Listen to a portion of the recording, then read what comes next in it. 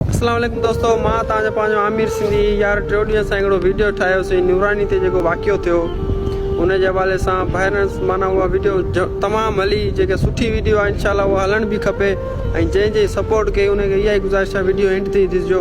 Video में ॻाल्हाईंदो असांजो प्यारो भाउ सनी बिरोही। हलिया सनी।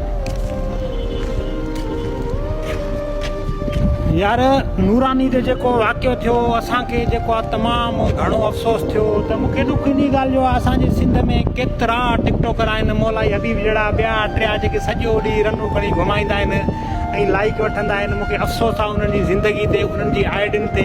हाणे तव्हां जूं एॾियूं वॾियूं आइडियूं आहिनि, सिंध में को मसइलो थिए थो, किथे को हादसो थिए थो, तव्हां उनजे बारे में ॻाल्हायो था।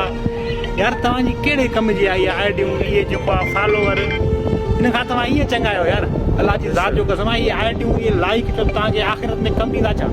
त किथे को वाक़ियो थिए थो, एॾो वॾो वाक़ियो थियो, 12 मुल्कनि में हादसनि में को कुतो बि न आहे मरंदो, पर अफ़सोस असांजो सिंध जीजल अमड़ आहे, हिते हज़ारे माण्हू जेको आहे वाक़ियनि में मरी वेंदा आहिनि। तव्हां ॾिठो जोख्या बिरादरी जा 15 खां वधीक माण्हू जेके शहीद थी विया। कुझु मिंट पहिरियां उन्हनि वीचारनि जो वीडियो आयो जेको ॾाढो ख़ुशि आहे, गाॾी में जेको आहे ॻाल्हाइनि था हिक ॿिए ते, ऐं कुझु टाइम खां पोइ उन्हनि सां जेको आहे वाक़ियो पेश आयो, वीचारा जेको आहे 17-18 माण्हू शहीद थी विया।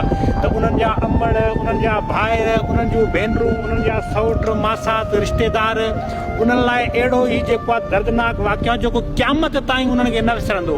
पर अफ़सोस असांजे सिंध जा टिकटॉकर सॼो ॾींहुं जेको आहे रनूं खणी नचाइण में पूरा आहिनि, जेको आहे अफ़सोस बि इन वाक़िए ते न कयो अथनि। त यार मां चवां थो अहिड़े आइडियुनि खां, अहिड़नि जेको आहे तव्हांजे फॉलोअरनि खां तव्हां जेको आहे ॿुधी मरो त भलो आहे। हाणे तव्हां भाइरनि जी मर्ज़ी आहे, हिन वीडियो खे शेयर कयो या न कयो, तव्हांजी मर्ज़ी। महिरबानी। शेयर लाज़मी कजो, लाइक जी यार ज़रूरत न आहे।